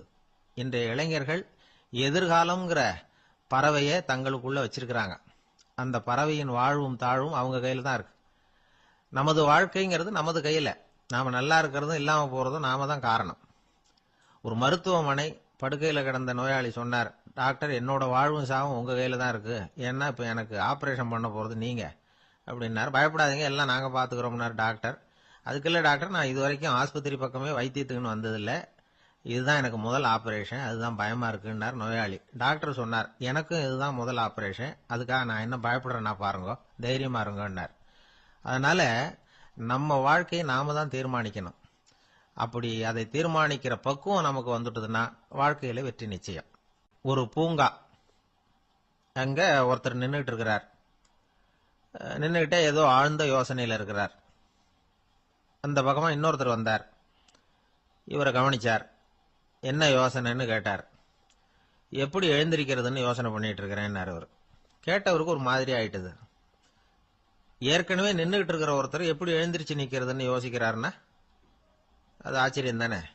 அதுக்கப்புறம் இவர் யோசிக்க ஆரம்பிச்சார், என்ன இவர் இப்படி பேசுறாரு அப்படின்னு. கீழே விழுந்தாதானே எழுந்திருச்சு நிக்க முடியும். அதனால எழுந்திருக்கணும்னு நினைக்கிறவங்க முதல்ல கீழே விழணும். இவர் முதல்ல கீழே விழணும், அதுக்கப்புறம் தான் எழுந்திருக்கிறது எப்படின்னு சிந்திக்க முடியும். இந்த உலகத்துல எல்லாருமே கீழே விழுந்து எழுந்தவர்கள் தான். இப்ப இந்த குழந்தை பருவத்துல கீழே விழாம நடைபயில கற்றுக்கிட்டவங்க யாராவது உண்டா? சின்ன வயசுல ஒரு தடவை கூட கீழே விழல சார், அப்படியே பிறந்தார் வளர்ந்தார் பெரியவர் ஆயிட்டார் அப்படின்னு யாரையும் சொல்ல முடியாது. அதனால மனுஷங்கிறவன் விழுந்து புரண்டு எழுந்துதான் நடக்க கத்துக்கிறான். ஒரு உண்மையை நாம எல்லாரும் புரிஞ்சுக்கணும். இந்த உலகத்துல தவறு செய்யாத மனிதர்களே யாரும் கிடையாது. அப்படி இருக்கிறப்போ எப்போதாவது நாம தவறு பண்ணிவிட்டோம்னா அதுக்காக மனசு உடைஞ்சு போயிடக்கூடாது. வாழ்க்கையில வெறுப்பு வந்துடக்கூடாது. ஒரு தவறு நடந்துட்டுதா அதுக்காக மனசு உடைஞ்சு போயிடாதீங்க. அதை ஒரு பாடமா எடுத்துக்கங்க. அதே தவறு மறுபடியும் நடக்காம வேணும்னா பாத்துக்கலாம். அது போதும். தடைக்கல்ல படிக்கல்லாம் மாத்திக்கணும். இதுதான் இதுல முக்கியம். ஒரு அலுவலகம், அங்க ஒரு அதிகாரி, அவர் உயர்ந்த பதவியில் இருந்தார். சிறந்த நிர்வாகின்னு பேர் வாங்கினவர் அவர். அவர் தனக்கு கீழே வேலை செய்யறவங்க கிட்ட எல்லாம் சொல்லுவாராம், இந்த நிறுவனத்துல நீங்க எத்தனை தடவை வேணும்னாலும் தவறுகள் செய்யலாம். ஆனா ஒரே விஷயம் என்னன்னா, ஒரே தவறை மறுபடியும் செய்யக்கூடாது, அது முக்கியம் அப்படிம்பாராம். இத மேம்போக்கா பார்த்தா அவர் ஏதோ தன்னுடைய ஊழியர்களை தவறு செய்ய தூண்டுறது மாதிரி தெரியும். ஆனா உண்மை அப்படி இல்லை. இன்னைக்கு என்ன நடக்குது தெரியுமா? அநேகமா எல்லா மனிதர்களுமே ஒரே தவறை தான் மறுபடியும் மறுபடியும் செய்யறாங்க. விளையாட்டு வீரர்கள் ஒரே மாதிரியான தவறுகளை திரும்ப திரும்ப செய்யறது உண்டு. கணக்கு எழுதுறவங்கள பாருங்க, ஒரே தப்ப மறுபடியும் மறுபடியும் செய்வாங்க. அலுவலகம் வருகிறவர்களை கவனிங்க, ஒரு நாள் தாமதமா வந்தா பரவாயில்ல, தினமும் தாமதமா வருவாங்க. இது மாதிரி செய்த தவறையே திரும்ப திரும்ப செய்யறதுக்கு என்ன காரணம் அப்படின்னா, சோம்பல், ஞாபக மறதி, கவனக்குறைவு, தன்னுடைய திறமை பேர்ல அளவுக்கு மீறிய நம்பிக்கை, இப்படி இதுல ஏதாவது ஒரு காரணமா இருக்கலாம் அப்படிங்கிறாங்க இது பற்றி ஆய்வு செய்கிற வல்லுநர்கள். ஒரு தடவை செஞ்ச தவிர மறுபடியும் செய்யறது இல்லைன்னு முடிவு செஞ்சுக்கிட்டு அதை செயல்படுத்த கத்துக்கணும். அது போதும், வாழ்க்கை வெற்றிகரமா அமையும் அப்படிங்கிறாங்க அந்த அனுபவசாலிகள். அதனால வெற்றிகரமா வாழ்க்கையில நடைபோட விரும்பும் இளைஞர்கள் தவிர்க்க வேண்டியது என்னன்னா, முதல்ல சோம்பலை தவிருங்கள், சுறுசுறுப்பாக இயங்குங்கள் அப்படிங்கறது அவங்க அறிவுரை. ரெண்டாவது ஞாபக மறதி, எந்த செயல்லையும் ஈடுபாடு வேணும், அக்கறை வேணும். மூணாவது கவனக்குறைவு, எதையும் அலட்சியப்படுத்தக்கூடாது. நாலாவது என்னால முடியாதது எதுவுமே கிடையாது அப்படிங்கிற அளவுக்கு மீறிய நம்பிக்கை அது ஆபத்துல கொண்டு போய் விட்டுரும். அதனால முதல் தவறு உங்களுக்கு ஒரு பாடமா அமையணும். ஒரு மனிதர் அவர் தன்னுடைய 2 காதுலயும் கட்டு போட்டுக்கிட்டு வந்தார். அவருடைய நண்பர் அதை கவனிச்சுட்டார். என்ன சார் ஆச்சு, 2 காதுலயும் கட்டு போட்டுருக்கீங்களே அப்படின்னு விசாரிச்சார். ஒண்ணுமில்ல சார், வீட்டுல ரொம்ப ஆர்வமா டிவியில கிரிக்கெட் மேட்ச் பார்த்துக்கிட்டு இருந்தேன். அப்போ என்னுடைய மனைவி துணிகளுக்கு அயன் பண்ணிட்டு இருந்தாங்க. அயன் பாக்ஸ அப்படியே வச்சுட்டு அடுப்பங்கரைக்கு போயிட்டாங்க. அந்த சமயம் பார்த்து டெலிபோன் பண்ணி அடிச்சுது. அவசரமா ஓடி போய் அதை எடுத்து காதுல வச்சேன். அப்பதான் தெரியும் அது அயன் பாக்ஸுங்கிற விஷயம். சூடா இருந்ததா, சுட்டு விட்டுது அப்படின்னார். ஒரு காது சரி சார், 2 காதும் ஏன் அப்படி ஆச்சு அப்படின்னு கேட்டார். அதே ஆளு மறுபடியும் போன் பண்ணா சார் அப்படின்னாரு. இவர் எவ்வளவு தூரம் யோசிச்சிருப்பாரு பாருங்க. அதனால ஒரு தவறு மறுபடியும் நடக்கக்கூடாது. முதல் தவறு உங்களுக்கு ஒரு பாடமாக அமையட்டும் அப்படிங்கிறது தான் இதுல இருந்து நாம தெரிந்து கொள்ள வேண்டிய கருத்து. அதனால தவறுகள் அதெல்லாம் தடைக்கெல்லாம் நினைக்க வேண்டாம், படிக்கெல்லாம் நினைப்போம். அப்படி நினைச்சோம்னா வாழ்க்கையில வெற்றி நிச்சயம். கொஞ்சம் தூரத்துல நாம நிக்கிறோம். எட்டத்துல இருந்துகிட்டு அவரை கவனிக்கிறோம். அவர் போன்ல பேசுறத, அவர் பேசுகிற வார்த்தைகள் என்ன அப்படிங்கறது நம்ம காதுல விழல. ஆனாலும் அவர் பேசிக்கிட்டு இருக்கிறது நல்ல செய்தியா கெட்ட செய்தியா அப்படிங்கறத நம்மால யூகிக்க முடியும். மகிழ்ச்சியான செய்தியை பேசும்போது முகம் மலருது, புன்னகை பூக்குது. இதுல ஒண்ணு நீங்க கவனிக்கணும். தொலைபேசியில நாம பேசுறப்போ நம்மோட பேசுறவர் எதிரில் இல்ல. அவர் தொலைபேசி வழியா நம்ம குரலை மட்டும்தான் கேட்க போறார். நம்ம முகத்தை அவர் பார்க்க போறது இல்ல. அப்படி இருந்தும் அப்ப நம்ம முகம் ஏன் மலரணும் அப்படின்னா இதுதான் உடல் மொழி, பாடி லாங்குவேஜ் அப்படின்னு சொல்றாங்க. நம்ம அறியாமலேயே நம்ம உடம்பு செய்திகளை தெரிவிக்குது பாருங்க, அதுதான் உடல் மொழி. ஒரு மனிதர் தொலைபேசியில பேசிக்கிட்டு இருக்கிறத நீங்க தூரத்துல இருந்து கவனிச்சுக்கிட்டே அவர் நண்பரோட பேசுறாரா, மனைவியோட பேசுறாரா, குழந்தையோட பேசுறாரா, இல்ல மேல் அதிகாரி கிட்ட பேசுறாரா, அல்லது அவருக்கு கீழே பணிபுரிகிறவர்கள் கிட்ட பேசுறாரா அப்படிங்கறத கண்டுபிடிக்கலாம். அதுக்கு காரணம் அவருடைய உடல் மொழி. இந்த உடல் மொழி கூட நம்ம வாழ்க்கையின் முன்னேற்றத்துக்கு பயன்படும். இத பத்தியெல்லாம் கூட சில நிபுணர்கள் ஆராய்ச்சி பண்ணி பார்த்திருக்கிறாங்க. அவங்க சில விவரங்களை சொல்றாங்க. குறிப்பா ஒருத்தர் தன்னுடைய நாற்காலியில கிட்டத்தட்ட படுத்துக்காத குறையா உட்கார்ந்துருக்கிறாருன்னு வச்சுங்க. எதிர இருக்கிறவர் பேசுறது அவருக்கு பிடிக்கலன்னு அர்த்தமா. தலையை சொரிஞ்சுக்கிறது, வேற வேற திசைகள்ல பாக்குறது, கொட்டாவி விடுறது, கால்களை மாத்தி போட்டு உட்கார்றது, களைப்பா கை விரல்களை அப்படியே பின்னிக்கிறது, அடிக்கடி கடிகாரத்தை பாக்குறது, இப்படிலாம் ஒருத்தர் பண்ணிட்டு இருக்கிறாருன்னா நாம கூடிய சீக்கிரம் அந்த இடத்த விட்டு எழுந்திரிச்சு வந்துடுறது நல்லது. ஏன்னா இதெல்லாம் அவருடைய சலிப்பு, சோர்வு, ஆர்வமின்மை இதுக்கு அடையாளங்கள். நம்முடைய பேச்சு அவரை சலிப்படைய வச்சுட்டதுன்னு அர்த்தம். அவர் ரொம்பவும் சோர்ந்து போயிட்டாருன்னு பொருள். நம்முடைய பேச்சில் அவருக்கு ஆர்வம் இல்லைன்னு அர்த்தம். அதே நேரத்தில் நாற்காலியின் நுனியில அமர்ந்து உடலை முன்னுக்கு நகர்த்தி எதிர இருக்கிறவரின் கண்களை பார்த்துக்கிட்டே பேசினாலும் சரி அல்லது பேச்சை கேட்டாலும் சரி, உங்க பேர்ல மற்றவங்களுக்கு உள்ள பிடிப்பு அதிகரிக்கும். நாம எப்படிப்பட்டவர்ங்கிறத நம்ம உடம்பும் நடை உடை பாவனையும் அடுத்தவங்களுக்கு காட்டி கொடுத்துரும். உங்க உடம்பு, உங்க பார்வை, நடை, உட்கார்ற விதம் இதை வச்சுக்கிட்டே நீங்க பொறுப்புள்ளவரா, முரடரா, அலட்சியமானவரா, மரியாதை தெரிஞ்சவரா, அடக்கமானவரா, நம்பிக்கைக்கு உரியவரா, நாணயம் இல்லாதவரா, பயந்தவரா, திறமசாலியா, அப்பாவியா அப்படிங்கறதெல்லாம் கண்டுபிடிச்சிடலாம். அதனால இந்த உடல் மொழியை புரிஞ்சுக்கிட்டு நம்மளை கொஞ்சம் சரிப்படுத்திக்கிட்டோம்னா வாழ்க்கையில சுலபமா பல காரியங்களை சாதிக்க முடியும். ஒரு மனநல மருத்துவமனை, அங்க ஒருத்தர் ஒரு நாற்காலியில உட்காந்துக்கிட்டு கார் ஓட்டுறது மாதிரி அப்படி பாவனை பண்ணிட்டு இருந்தார். ஸ்டேரிங்க திருப்புறது மாதிரி, பின்னாடி வர்ற வண்டியை நிக்க சொல்றது மாதிரி, அப்புறம் இவரு ஒதுங்கிக்கிட்டு அவருக்கு வழி விடுறது மாதிரி, இப்படிலாம் சேட்டைகள் பண்ணிட்டு இருந்தார் மனநல மருத்துவமனையில. இத பார்த்துக்கிட்டு இருந்த ஒருத்தர் பக்கத்துல இருந்த இன்னொருத்தர்கிட்ட கேட்டார், இவர் ஏன் இப்படி பண்றாரு, இவருக்கு ஏன் அப்படி வந்தது நிலைமை அப்படின்னு சொல்லி அவர் விசாரிச்சார். அப்ப அவர் விவரம் சொன்னார். வேற ஒண்ணும் இல்லைங்க, இவருக்கு கார் ஓட்டணும்னு ஆசை ரொம்ப காலமா, அது நிறைவேறாம போயிட்டுது. அதுக்கப்புறம் அவர் மனநோயாளியா மாறிட்டார். இங்க அழைச்சிட்டு வந்தாங்க. இங்க அழைச்சிட்டு வந்ததுல இருந்து அப்படிதான் பண்ணிட்டு இருக்கிறார். அப்ப கார் ஓட்டுறது மாதிரிலாம் பாவனை பண்ணிட்டு இருப்பார், திருப்புறது மாதிரி பண்ணுவார், பின்னாடி வர்றவங்களுக்கு இடம் விடுவார், இப்படிலாம் செய்யறார் அப்படின்னு விவரம் சொன்னாங்க. நீங்க சொல்லப்படாதா, இப்ப நீங்க கார் ஓட்டல, வெறும் நாற்காலியில தான் உட்கார்ந்து இருக்கிறீங்க அப்படின்னு நீங்க சொல்லப்படாதா அவருக்கு அப்படின்னு கேட்டாங்க. அது முடியாதுங்க, ஏன்னா அந்த காரை கழுவுறதுக்காக அவர் தினமும் எனக்கு 10 ரூபா கொடுத்துக்கிட்டு இருக்கிறார் அப்படின்னாராம் அங்க வேலை செஞ்சுக்கிட்டு இருந்த ஒருத்தர். அதனால வாழ்க்கையில நாம இந்த உடல் மொழியை புரிஞ்சுக்கணும். உடல் மொழிங்கிறது இப்ப ஆரம்பத்துல சொன்னது மாதிரி அந்த தொலைபேசியில பேசுறவங்கள தூரத்துல இருந்து பார்த்தாவே அவர் யாருகிட்ட பேசுறாரு என்ன பேசுறாருன்னு தெரியும். நம்ம முகத்தை நல்லா வச்சுக்கணும். உடல் மொழியை நம்ம புரிஞ்சுக்கிட்டு பயன்படுத்த ஆரம்பிச்சோம்னா எந்த முயற்சி பண்ணினாலும் அதுல வெற்றி நிச்சயம். பிரிட்டிஷ் ஆட்சி நடந்துகிட்டு இருந்த காலம் 1920களின் கடைசி. அப்போ நடந்த ஒரு உண்மை நிகழ்ச்சி இது. ஒரு கல்யாண மாப்பிள்ளை ரயில்ல இறங்க போறார். அவரை வரவேற்க ஒரு ராஜ குடும்பமே காத்துக்கிட்டு இருக்குது. மங்களூர்ல இருந்து இறங்குற அந்த மாப்பிள்ளை யார் தெரியுமா? ஒரு நாய்.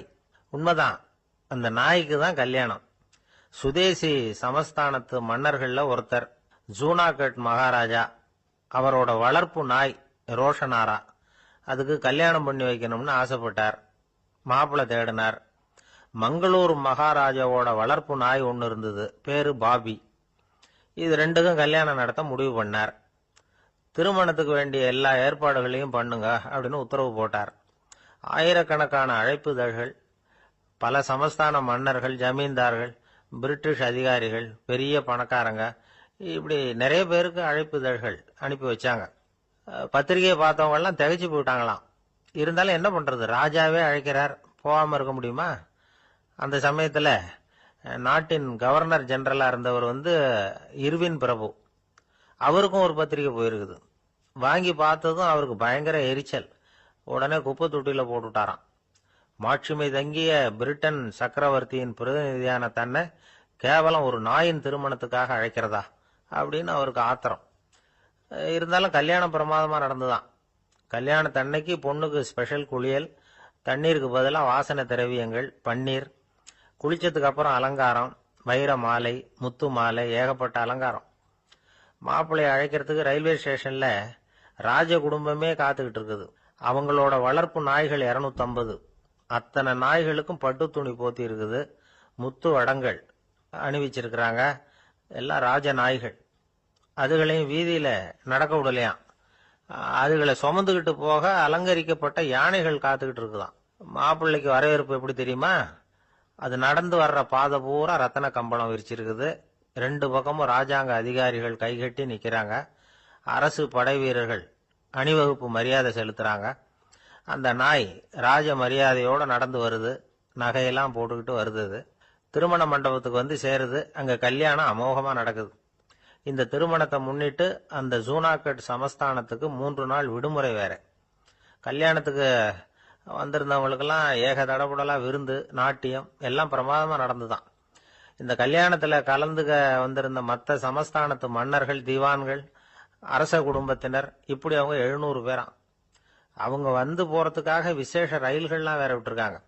கல்யாணம் முடிஞ்சதும் அந்த நாய் தம்பதிகளோட பெரிய பெரிய மன்னர்கள்லாம் ஒன்னா உட்காந்து சாப்பிட்டாங்களாம்.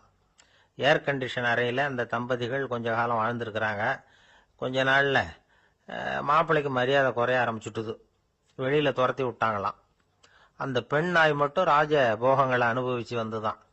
இந்த கல்யாணத்தை பார்த்துட்டு தொடர்ந்து மற்ற சமஸ்தானத்து மன்னர்களும் நாய் திருமணங்கள் நடத்த ஆரம்பிச்சுட்டாங்களாம். இது உண்மையில நடந்திருக்குது. இப்படி அது இருக்கட்டும். இப்ப நம்ம கதைக்கு வருவோம். ஒரு ராஜாவுக்கு ரொம்ப நாள் கழிச்சு ஒரு குழந்தை பிறந்துதான். அரண்மனை ஜோசியரை கூப்பிட்டு இருக்கார் ராஜா. ஜோசியரே, என் மகன் வருங்காலத்துல சிறந்த வாழ் வீரனா வரணும்னு ஆசைப்படுறேன். வருவானாங்கிறத கொஞ்சம் பார்த்து சொல்லுங்களேன் அப்படின்னாராம். ஜோசியர் சொன்னார், மன்னா, உங்க புள்ள வாழ் வீரனா வர்றது கஷ்டம். ஆனா அவரும் உங்களை மாதிரியே நாய்க்குட்டிகள் பேர்ல பிரியமா இருப்பார். அதுகளுக்கு கல்யாணமும் பண்ணி வைப்பார் அப்படின்னாராம். அது எப்படி கண்டுபிடிச்சிங்க அப்படின்னு கேட்டிருக்கார் ராஜா. அரசே, உங்க பிள்ளைக்கு வாழ் மேல உள்ள பிரியத்தை காட்டிலும் நாய் மேல உள்ள பிரியம் அதிகம்ங்கிறதுக்கான அறிகுறி இப்பவே தெரியுது. நல்லா கவனிச்சு பாருங்க. அவரு வாழ் வாழ்னு கத்துறாரு அப்படின்னாரு. கவனிச்சு பார்த்துட்டு அப்படி எனக்கு காதுல விழலையே அப்படின்னாராம் மன்னர். அதனாலதான் சொன்னேன், அவர் கத்துறது வாழ் வாழ்னு கத்தல, வள்ளு வள்ளுன்னு கத்திட்டு இருக்கார். அதனாலதான் அப்படி சொன்னேன் அப்படின்னாராம் அரண்மனை ஜோசியர். இந்த உலகத்துல உண்மையாவே வேதாந்தம் பேசுறவங்களும் உண்டு. உள்ளுக்குள்ள வேற மாதிரி இருந்துகிட்டு வெளியில வேதாந்தம் பேசுறவங்களும் உண்டு. ஒரு ஆள் இருந்தார். அவரு ஒரு கடை வச்சு வியாபாரம் பண்ணிக்கிட்டு இருந்தார். மகா கஞ்சன், யாருக்கும் எந்த உதவியும் செய்ய மாட்டார். எச்சில் கையென்ன ஈர கையை கூட உதற மாட்டார். அப்படிப்பட்ட மனுஷன். அந்த ஊருக்கு ஒரு முனிவர் வந்துகிட்டு இருந்தார். வருஷத்துக்கு ஒரு தடவை வருவார். ஒரு நாள் 2 நாள் இருப்பார், அப்புறம் போயிடுவார். அந்த முனிவர் வர்றப்போலாம் இந்த ஆள் எழுந்திருச்சு ஓடி போய் அவரை வரவேற்பான். ரொம்ப பெரிய வேதாந்தி மாதிரி அவர்கிட்ட பேசிக்கிட்டு இருப்பான். காயமே இது பொய், வெறும் காற்றடைத்த பையும்மா, தர்மம் தலைகாக்கும்மா. பணம் என்ன சார் பணம், இன்னைக்கு ஒருத்தன் கையில இருக்கும், நாளைக்கு ஒருத்தன் கையில இருக்கும், எல்லாம் மாயம். எனக்கு தான் இன்னமும் இந்த சம்சார பந்தத்திலிருந்து விடுபடுறதுக்கு நேரம் வரலேம்பா. அந்த முனிவரும் இந்த ஆள் இப்படி சொல்றதை கேட்ட உடனே, ஏப்பா அப்படி சொல்ற, இப்ப கூட நீ சரின்னு சொல்லு, உனக்கு தீட்சை கொடுத்து இதுல இருந்து விடுபடுற ஞானத்தை போதிக்கிறேன் பார். உடனே அந்த ஆள் என்ன சொல்லுவான் தெரியுமா? ஐயோ சாமி, இப்போ அது எப்படிங்க முடியும், பிள்ளைங்கள்லாம் சின்ன சிறுசுங்க, அதுகளுக்கெல்லாம் ஒரு கல்யாணம் காட்சின்னு செஞ்சு கடமையை முடிச்சுட்டா நீங்க சொல்றபடி செஞ்சு விடலாமா. சரி, இன்னும் முனிவர் போயிடுவார். அடுத்த வருஷம் வருவார். இவன் வழக்கம் போல வேதாந்தம் பேசுவான். சரி தீட்சை கொடுக்குறேன் வா அம்பார். பேரம் பேத்திய பார்க்கணும், கோர்ட்ல கேஸ் ஒன்று இருக்கு, அது முடியணும் அப்படின்னு தயங்க ஆரம்பிச்சிருவான். எல்லாம் சொல்லுவான், ஆனா குடிக்கிறதுக்கு தண்ணி கூட கொடுக்க மாட்டான். ரொம்ப வருஷம் கழிச்சு மறுபடியும் ஒரு நாள் அந்த ஊருக்கு முனிவர் வந்தார். இவன் கடைக்கும் வந்தார். அப்புறம் அங்க கல்லாவில் நம்ம ஆள் இல்லை, அவன் புள்ள தான் உட்காந்துருக்கிறான். அப்பாவை போலவே புள்ளையும் எழுந்திரிச்சு ஓடியாந்து முனிவரை வரவேற்றான். அப்பா எங்கன்னு விசாரிச்சாரு முனிவர். ஐயோ அதை ஏன் கேட்குறீங்க சாமி, உங்ககிட்ட தீட்சை வாங்கி இந்த சம்சார பந்தத்திலிருந்து விடுதலை பெறணும்னு சொல்லிக்கிட்டே இருப்பார், அது நிறைவேறாமலே போய் சேர்ந்துட்டார். போன மாசம் ஒரு நாள் திடீர்னு நெஞ்சு வலிக்குதுன்னாரு, அவ்வளவுதான் போட்டுன்னு போயிட்டார் அப்படின்னு புலம்புனான் பையன். இதை கேட்டதும் முனிவர் சிரிச்சாரான். அவன் எங்கடா போவான், உன் அப்பா எங்கேயும் போகல, இதோ வாழை ஆட்டிக்கிட்டு உன் காலடியிலே இருந்துகிட்டு இருக்கான் பார் அப்படின்னு சொல்லி அங்க நின்றுகிட்டு இருந்த ஒரு நாயை சுட்டி காட்டினாராம். என்ன சாமி சொல்றீங்க அப்படின்னு ஆச்சரியமா கேட்டிருக்கான் பையன். உடனே முனிவர் அந்த நாயோட தலையில ஒரு தட்டு தட்டி பேசுறா அப்படின்னாராம். உடனே அந்த நாய் வேதாந்தம் பேச ஆரம்பிச்சுட்டுதான். காயமே இது போய் வெறும் காற்றடைத்த பைய அப்படின்னு தான். முனிவர் சொன்னார், அடே இப்பவும் ஒன்னும் கெட்டு போல, நீ விரும்புனா சொல்லு, உனக்கு தீட்சை கொடுத்து என் பின்னாடியே அழைச்சிட்டு போயிடுறேன், அங்க அழைச்சிட்டு போய் உனக்கு ஞானத்தை போதிக்கிறேன், வர்றியா அப்படின்னு கேட்டிருக்காரு. உடனே அந்த நாய் சொல்லிச்சான், ஐயோ அதை ஏன் கேட்குறீங்க சாமி, நான் உண்ணாம தின்னாம ஏராளமான சொத்து சேர்த்து வச்சுட்டேன். என் பிள்ளைங்க அதோட பெருமை தெரியாம ராத்திரி நேரம்லாம் கதவை திறந்து போட்டுட்டு தூங்கிடுவாங்க. அதனால இப்படி நாயா பிறந்து ராத்திரி பகலா சுத்தி சுத்தி காவல் காத்துட்டு கிடக்கிறேன். இப்ப எப்படி சாமி வர முடியும் அப்படின்னு கேட்டுதான். அறியாமையிலேயே சுகம் கண்டு இப்படி இருக்கிற ஆளுங்களுக்கு எப்படி விடுதலை கிடைக்கும், எப்ப விடுதலை கிடைக்கும் அப்படின்னு கேட்கிறார் தசாவதானி, திருக்குறள் பேர் ராமையா. அவர் கேட்கறது நியாயம் தானே. இந்த காலத்து பையன் ஒருத்தன் அப்பா கிட்ட சொன்னான், அப்பா இன்னைக்கு நான் 1 ரூபா மிச்சப்படுத்தி விட்டேன் அப்படின்னு நானும். அப்படியா, என்னடா பண்ணேன்னு கேட்டிருக்காரு அப்பா. டவுன் பஸ்ல ஏறாம அது பின்னாடியே ஓடியாந்தேன், 1 ரூபா மிச்சம் தானே அப்படின்றான். அட பாவி, ஒரு ஆட்டோ பின்னாடி ஓடியாந்துருந்தா 10 ரூபா மிச்சமாயிருக்குமே, வேஸ்ட் பண்ணிட்டியே அப்படின்னாராம் அந்த அப்பா. ஒரு கோவில்ல ஆன்மீக சொற்பொழிவு நடந்துகிட்டு இருக்குது. ஒரு பெரியவர் பேசிக்கிட்டு இருக்கார். கடவுளை பத்தியும் சொர்க்கத்தை பத்தியும் மனுஷனை பத்தியும் அவர் விவரமா பேசுறார். எல்லாரும் உட்கார்ந்து கேட்கறாங்க. அந்த கூட்டத்துல ஒரு தத்துவ ஞானியும் உட்கார்ந்து இருக்கிறார். அவரு அவருடைய நண்பர். பேசி முடிச்சதும் அந்த பெரியவர் மேடையை விட்டு இறங்கினார். நேரா அந்த தத்துவ ஞானி கிட்ட வந்தார். எப்படி இருந்தது என்னுடைய பேச்சு அப்படின்னு கேட்டார். நீங்க பேசினது ஒண்ணுக்கு ஒண்ணு முரண்பாடா தெரிஞ்சது அப்படின்னாராம் இவரு. நான் என்ன அப்படி தப்பா பேசிவிட்டேன் அப்படின்னாராம் அவரு. கடவுளை நம்புகிறவன் சொர்க்கத்துக்கு போவான்னு சொன்னீங்க, அப்புறம் நல்ல விதமா வாழறவன் சொர்க்கத்துக்கு போவான்னு சொன்னீங்க அப்படின்னாராம். இதுல என்ன முரண்பாடுன்னு கேட்டிருக்காரு அவர். இதுலதான் முரண்பாடு தெரியுது எனக்கு. அதாவது இங்க ஒருத்தன் எல்லா தப்பும் பண்ணிட்டு இருக்கிறான், அவன் கடவுளை நம்பினான்னா அவன் சொர்க்கத்துக்கு போவானா, இது என்னுடைய முதல் கேள்வி. இல்லைன்னா ஒருத்தன் எந்த தப்பும் பண்ணல, ரொம்ப ஒழுங்கா வாழ்ந்துகிட்டு இருக்கிறான், ஆனா அவன் கடவுளை நம்பல, அவன் என்ன நரகத்துக்கு தான் போவானா. கடவுள் நம்பிக்கை உள்ள ஒரு திருடன் என்ன ஆவான், எங்க போவான். கடவுள் நம்பிக்கையே இல்லாத ஒரு நல்லவன் என்ன ஆவான், எங்க போவான். ஒருத்தன் இங்க கடவுள் நம்பிக்கையோட வாழறது முக்கியமா அல்லது நல்லவனா வாழறது முக்கியமா, இதுதான் இவர் கேட்ட கேள்வி. இதை கேட்டதும் அந்த பெரியவர் குழம்பி போயிட்டார். அவர் சொன்னது நியாயம் தானே. கடவுளை நம்புறவன் தான் சொர்க்கத்துக்கு போவான்னா பேசாம கடவுளை நம்பிக்கிட்டு இந்த உலகத்துல எல்லா தப்பும் பண்ணிட்டு இருக்கலாமே. பேச்சாளர் குழப்பத்தோட வீட்டுக்கு போனார். படுத்து தூங்கினாரு. ஒரு கனவு வந்தது. கனவுல அவர் ஒரு ரயில்ல வேகமா போயிட்டு இருக்கிறார். எதிரில் உட்கார்ந்து இருக்கிறவரை பார்த்து நாம இப்ப எங்க போறோம்னு கேட்டார். சொர்க்கத்துக்கு போயிட்டு இருக்கிறோம் அப்படின்னாங்களாம். ரயில் போய் நின்னுது. இவர் இறங்கினார். இங்க கௌதம புத்தர் இருப்பார், சாக்ரட்டிஸ் இருப்பார், அவங்கள பார்க்கறதுக்கு ஒரு நல்ல வாய்ப்பு அப்படின்னு நினைச்சுக்கிட்டே அங்கேயும் இங்கேயும் பார்த்தார். அங்க யாருமே இல்லை. ஒரே பாலைவனம் மாதிரி இருக்குது. பச்சை இல்லை, பசுமை இல்லை, பூக்கள் இல்லை, மரம்லாம் மொட்டையா நிக்குது. எலும்பும் தோலுமா சில முனிவர்கள் அங்கேயும் இங்கேயுமா உட்காந்துருக்கிறாங்க. இவர் அவங்க கிட்ட போய் இந்த புத்தர், சாக்ரட்டிஸ் இவங்கெல்லாம் எங்க இருக்கிறாங்கன்னு கேட்டாராம். அப்படி யாரும் இங்க இல்லையே, அவங்கெல்லாம் யாரு அப்படின்னு திருப்பி கேட்டிருக்கிறாங்க.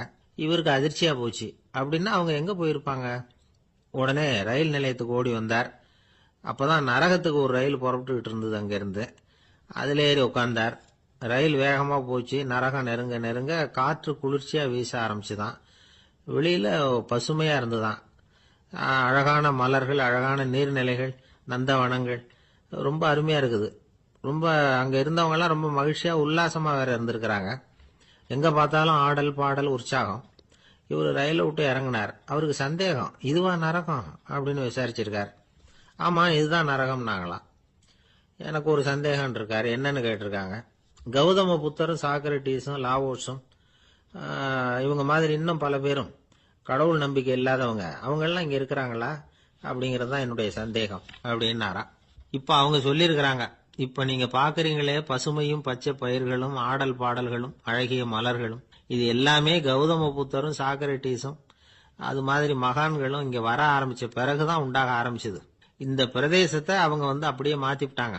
இப்போலாம் இங்க இருக்கிறவங்க யாரும் சொர்க்கத்துக்கு போறதுக்கே ஆசைப்படுறது இல்ல அப்படின்னாங்களாம். இந்த அதிர்ச்சியிலேயே அந்த பெரியவர் கனவு கலைஞ்சி மூழ்கிட்டார்.